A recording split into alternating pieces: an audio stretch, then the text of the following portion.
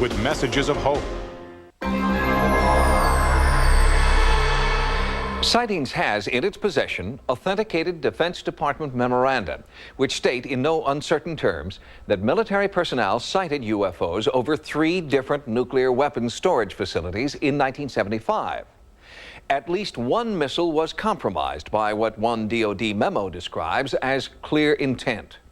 Ufologists believe that the damage was much more extensive and that our entire nuclear arsenal could have been the victim of extraterrestrial sabotage. In the 1960s and 70s, these images of a vast underground security network allowed America to sleep at night, a security blanket of nuclear weaponry poised at the ready. But in the fall of 1975, someone, or something, tampered with our nuclear capability. Supposedly infallible systems were incapacitated.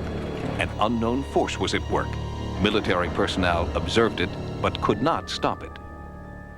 Security was breached at 3 U.S. nuclear installations. At each base, eyewitnesses reported seeing unidentified craft hovering above nuclear storage facilities.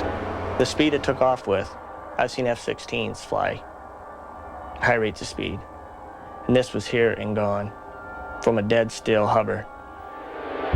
One of the installations was here, Wurtsmith Air Force Base in Oscoda, Michigan. The base is closed now, but in 1975, it was on 24-hour alert, armed and ready for a nuclear strike. In October of that year, the practiced routine was suddenly shattered by an alarm. Radar was picking up an unidentified craft advancing toward the base at a high rate of speed. This was not a drill. This is Top Rock with an expedite scramble. Authentication time is 1906. Scramble. Roger that. On radar, the UFO appeared to be closing in fast, but jet interceptors could not locate any aircraft in the area. Author Barry Greenwood has spent nearly 20 years researching the 1975 incident. There were at least a dozen U.S. and Canadian military bases that were overflown during a 3-week period in 1975. According to this Defense Department memorandum, military personnel filed official sightings reports after visual and radar contact was established. In each case, the UFO appeared to be headed directly for nuclear weapons storage facilities. The person writing the report stated that when one object came low over a weapons storage area, that it appeared to demonstrate a clear intent over this area, meaning it seemed to have intelligence. We've spoken to a number of eyewitnesses involved in the 75 incidents. They are all emphatic that what was seen was certainly not conventional aircraft. One of the eyewitnesses to the Wurtsmith incident was civilian aircraft mechanic Rick Eberhardt. In 1975, he lived directly across from Wurtsmith's main gate. One evening I went to bed approximately 1 o'clock. I was awakened in the morning by a bright, glowing orange colored light that was coming in through our sliding glass doors. Bright orange, glowing orange, fluorescent orange. I don't think I've ever seen an orange that bright in my life. It lit up my house on the inside like we had the lights on. So I got up to investigate, went to the sliding room doors, looked out over the creek. There was a large, glowing orange oval-shaped object. To me, it looked like it was probably about 2 to 3 football field lengths long and a good couple wide. It hovered over there for, I'd say, good 3 to 4 minutes. And at that time, it sped off at a high rate of speed, heading away from the air base. I was scared. There was fear running through me, and I couldn't believe what I had seen. Eberhardt's testimony is important because military eyewitnesses will not talk on the record. It's very difficult to find military witnesses because they're, at the time, covered by regulations. They certainly cannot take a story like a UFO sighting and go running to the press with it.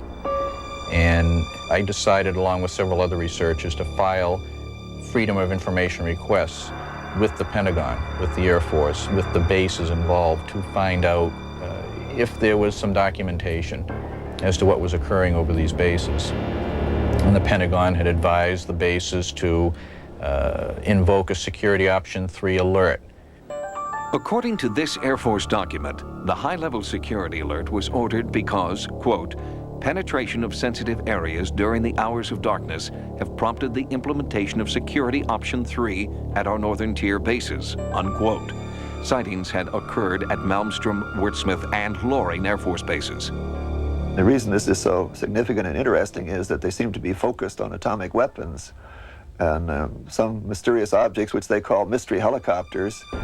Some kind of unidentified objects were seen and tracked on radar flying around in areas where they had no business being. In fact, these bases, because of what they stood for, they were our massive retaliation capability, and therefore they were very high security bases with usually security police and guard dogs, barbed wire, alarm systems, all kinds of things that made them very highly secure bases. And that's why this is so significant, that whatever this was flying around could just penetrate all these defenses at will. Timothy Good is the author of Above Top Secret. He believes the extent of the UFO invasion was far greater than the 3 incidents reported by the Air Force. According to some researchers, and some people who have come forward, there were several occasions when UFOs hovered over the nuclear missile silos when it was shown on the control panel that the missile would not have been able to have been launched. Could UFOs invade and neutralize America's missile launch capability? According to ufologists, they could, and did. Malmstrom Air Force Base during the first week of November of '75 had several intrusions near missile silos, one involving an object which, according to one witness, hovered over the silo and somehow managed to change the tracking numbers on the missile. According to the witness, the missile had to be removed and retooled to make it work again. And to see this, not in UFO books, but in government military messages, was a real eye-opener. And I think that if the public had known that at the time, there would have been great alarm.